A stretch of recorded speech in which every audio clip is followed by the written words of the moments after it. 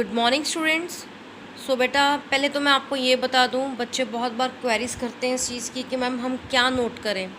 तो पहली बात तो बेटा, अब आप लोग 10th की साइंस नहीं कर रहे हैं, +1 की साइंस है। सो अब आपका लेवल बढ़ जाएगा। अब आप सिर्फ ये नहीं करेंगे कि हमें सिर्फ 2 लाइनें ही याद करनी है, हाँ सिर्फ 2 लाइन्स ही करनी है। आपको सारा टॉपिक पढ़ें, सारा का सारा टॉपिक आपको पढ़ना ही पड़ेगा। उसमें से आपको अब खुद अपने आप नोट्स बनाने पड़ेंगे बेटा। तो मैं तो वैसे भी बेसिकली आपको सीधी ही बुक दिखा रही हूँ, तो you can easily note down anything जो आपको अपने लिए मीनिंगफुल लगता है। तो ट्राई करें कि आप अपना काम जो है बारीकी से करें, बहुत डिटेल में जाके इन चीज़ों को करें, क्योंकि +1 की जो आपकी केमिस्ट्री है वो आपका +2 के लिए बेस बनाएगी। तो ट्राई करें कि जितना मैं काम करवाती हूँ उसे साथ साथ में करें। और दूसरी चीज़, जैसे मैंने कल भी आपको बताया था, साथ साथ में मैंने ब्रैकेट्स लगाई थी कि पैराग्राफ को सिर्फ यही पैराग्राफ करना, मीन्स आप उसी पैराग्राफ को अच्छे से समझें। सिर्फ बेटा याद, डेफिनेशंस को अच्छे से याद करके लिख के देखें, बट कोशिश करें कि हर टॉपिक को अंडरस्टैंड करने की। ठीक है बेटा, तो let's start with the next topic. अब इसमें भी बेटा जैसे आपको डार्क कलर में जैसे ये नज़र आते हैं, these are the important points, तो ये तो आपको पता है कि ये करने ही याद आपने। इसके अलावा आपको जो जो कोई भी पॉइंट इम्पॉर्टेंट लगता है वो आप साथ साथ में मार्क कर सकते हैं, साथ साथ में लिख सकते हैं। और ट्राई करें कि आप साथ साथ में इसको नोट डाउन कर लें, क्योंकि आपको थोड़े दिनों के बाद आपको आपकी सारी वीडियोस डिलीट करनी पड़ेंगी। किसी के फ़ोन में इतनी स्पेस नहीं हो पाएगी कि वो 3-4 महीने तक इतनी सारी वीडियोस इकट्ठी करके रखें। तो इसीलिए मैं कह रही हूँ नोटबुक्स पे आप साथ साथ में लिखते जाएं, ताकि आपको याद भी रहेगा कि आपको कौन से टॉपिक्स कितने और क्या क्या करना था उसमें से। So let's start. ये बिल्कुल छोटा सा टॉपिक है, थर्मल एनर्जी। तो ये चीज़ बेटा लिंक है हीट एनर्जी के साथ। तो हीट एनर्जी जो है वो क्या हो, अब थर्मल एनर्जी इज़ जो है ये मोशन के लिए रिस्पॉन्सिबल है, specially for the kinetic energy. That is the molecules की जो एनर्जी होती है, उनकी मूवमेंट होती है, वहाँ पे ये बहुत ज़रूरी है। अगर हम बात करें, अगर नॉर्मली आपने देखा हो लिक्विड अगर जो बॉईल करते हैं, अगर आप पानी को बॉईल करते देखा हो, तो यह सीन के मॉलिक्यूल्स नीचे से ऊपर की तरफ आ रहे होते हैं and they are skipping the surface and becoming the vapours. तो ये क्या है कि जितना टेम्परेचर आप हाई करते जाओगे, अगर पानी बॉईल करने की बात करें तो धीरे धीरे जब आप टेम्परेचर उसका अप करते जाओगे तो मोशन में मॉलिक्यूल्स आ जाते हैं। तो इस चीज़ से हम यहाँ पे ये भी आता है कि जितना ज़्यादा टेम्परेचर आप सब्सटेंस का बढ़ाएंगे, उतनी उसकी थर्मल एनर्जी जो है उसकी कॉन्स्टिट्यूएंट्स की, उसके मॉलिक्यूल्स की बढ़ जाएगी, उतने ही विग्रस हो जाएंगे, मीन्स वो उतने ही जल्दी में वो भागेंगे, उनकी मूवमेंट्स उतनी ही तेज़ हो जाएंगी। तो ये एग्जिस्टेंस किस तरह से चलती है, 3 स्टेट्स में कैसे आएगा। अब जब आपको पता है कि सॉलिड्स में इंटरमॉलिक्यूलर फोर्सेस जो हैं अट्रैक्शन की वो बहुत ज़्यादा है, सबसे कम का है गैस में। तो अब इसी के ऊपर हम लोग के ऊपर बेस्ड है। आप जब थर्मल एनर्जी मीन्स आप हीट बढ़ाएंगे तो क्या होगा, solid will convert into liquid and liquid will convert into the gas. इसका मतलब क्या हो रहा है कि उनके बीच में इंटरमॉलिक्यूलर फोर्सेस क्या हो रही है, वो कम हो रही है। ये एरो शो कर रहा है इंक्रीजिंग, ठीक है। और अगर ये चीज़ इधर को इंक्रीज़ करिए तो इंटरमॉलिक्यूलर फोर्स उल्टा इस डायरेक्शन में इंक्रीज़ करिए। इसका मतलब इधर की साइड पे वो क्या करेगी, इंटरमॉलिक्यूलर फोर्सेस क्या कर रही हैं, डिक्रीज़ कर रही हैं इस साइड पे, और इस साइड पे वो क्या कर रही हैं, इंक्रीज़ कर रही हैं। इंक्रीजिंग थर्मल एनर्जी, आप सॉलिड से लिक्विड की तरफ जाएंगे तो मॉलिक्यूल्स क्या हो जाएंगे, लूज़ हो जाएंगे, उनके बीच में फोर्सेस कम हो जाएंगी, ठीक है। इसी तरह से जब लिक्विड से आप गैस में जाओगे तो हीट जब आप उसको दोगे तो उसके बीच में डेफिनेट स्पेसेस और बढ़ जाएंगी, स्पेसेस बढ़ेंगी तो फोर्सेस और कम हो जाएंगी।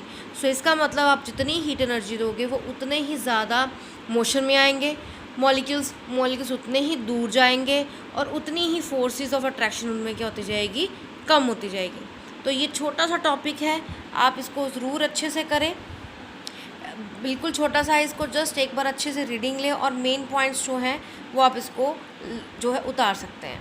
ठीक है बेटा, नेक्स्ट टॉपिक है गैसियस स्टेट। हम स्टार्ट करेंगे the gaseous state. Gaseous state में सबसे पहले आपको गैस के बारे में सब डिटेल्स पता चल चुकी हैं। अब यहाँ पे हम कुछ इसकी करेंगे, कुछ करैक्टरिस्टिक्स हैं जो गैस लॉस के अंदर आते हैं। हम लोग जो ये जितने भी मैं पॉइंट्स करवाऊँगी ये सारे अच्छे से पॉइंट नोट करें, क्योंकि ये वाले पॉइंट्स जो हैं यही वाले आपके आगे जाके चल के काम आएंगे, इन्हीं को हम लोग आगे और जगह भी पढ़ेंगे। तो सबसे पहले इन्हीं पॉइंट्स को नोट करना, बाकी ऊपर वाला आप कुछ भी नोट नहीं करेंगे, ये इनको नोट करें आप। गैसेस होती क्या है, जनरल कैरेक्टरिस्टिक्स है।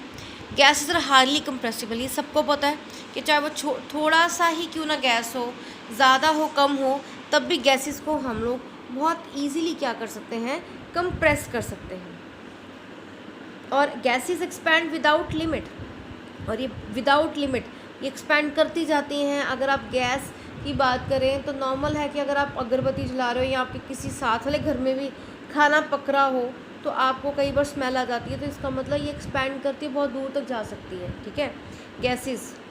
इसी तरह से exert pressure on the walls of the container, definitely अगर आप बैलून की बात करें तो बैलून के हर कॉर्नर पे गैसेस अटैक करती हैं, वो वॉल्स के ऊपर प्रेशर अटैक करती है। रीज़न क्या होता है कि गैसेस के मॉलिक्यूल्स जो होते हैं वो उस वॉल्स को उसके आगे जाने की कोशिश कर रहे होते हैं, उन्हें और स्पेस चाहिए होती है, और जब अगर आप वॉल्स के अंदर वो घिरी होती हैं तो वो बार बार टकरा के वापस आती हैं, बार बार टकरा के वापस आती हैं।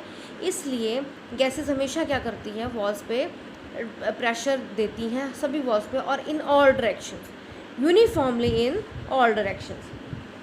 Gases diffuse rapidly, yes it is diffuse कर जाती हैं बहुत जल्दी। आपने अगरबत्ती लगाई एक साइड पे, आप एक कॉर्नर में बैठे थे या एक रूम में बैठे, एक आपके मदर आपके घर में आप देखते होगे, या एक साइड पे अगर आप किचन की बात कर लें या अगरबत्ती की बात कर लें, अगर उसकी स्मेल किचन में आ रही है या पूजा घर से आ रही है, पर वही स्मेल आपको आपके रूम तक पहुंचेगी। रीज़न क्या है कि वो डिफ्यूज़ करती है, पर डिफरेंट गैसेस का जो मिक्सचर होता है आपके आसपास रहता है, वो आप देखते हो कौन से होती है, air is a mixture of gases, और वो कभी भी आपको ये नहीं है कि आपको अलग अलग से स्मेल नहीं आती है, बट हाँ इट्स अ मिक्सचर। बट आपको अगर कोई पर्टिकुलर गैसेस की बात करें तो वो आपको हर जगह मिलती है। आप किसी भी कमरे में हो आपको हवा तो आती है, एयर तो हर जगह ही है, ठीक है ना, तो इसका मतलब वो डिफ्यूज़ कर रही है, बहुत जल्दी कर रही है। Volume and shape of the gases are not fixed, ये तो आप पहले पढ़ चुके हैं, तो वो किसी भी शेप में आप डालोगे उसी शेप में वो हो जाएगी। जितना वॉल्यूम एक जगह से दूसरी जगह में जाएगा इट विल चेंज। अगर आप उसको एक जगह से दूसरी जगह कुछ मॉलिक्यूल्स उसके लॉस हो जाते हैं in between. All gases obey certain laws called the gas laws, these are very important, कि सभी गैस लॉस को जो है वो क्या करती हैं, फॉलो करती हैं, उनको उनके अकॉर्डिंग चलती हैं, ओबे करती हैं। तो गैस लॉस ही हमने नेक्स्ट टॉपिक जो है वो ही करेंगे, गैस लॉस को। तो गैस लॉस के गैस लॉस बहुत इंपॉर्टेंट है, उन्हें अच्छे से करना है बेटा, आपने लिख लिख के याद करना है। बट अभी हम इसके साथ थोड़ा सा मैं आपको इसको डिटेल में बताऊंगी कि हमारे पास एक्चुअल में कितनी तरह की गैसियस स्टेट अवेलेबल्स हैं। तो सबसे पहले तो हमारे पास है यहाँ पे जो गैसियस स्टेट में these are some of the gases. Hydrogen gas मिलती है, nitrogen, oxygen, chlorine and all the noble gases. इसीलिए इनको गैसेस बोला जाता है क्योंकि ऑल नोबल गैसेस हैं, ये सारे के सारे गैसेस की फॉर्म में होता है। तो इनकी मॉलिक्यूलर स्टेट भी लिखी हुई है, ये H2 की फॉर्म में होता है, N2, O2, F2, ठीक है बेटा।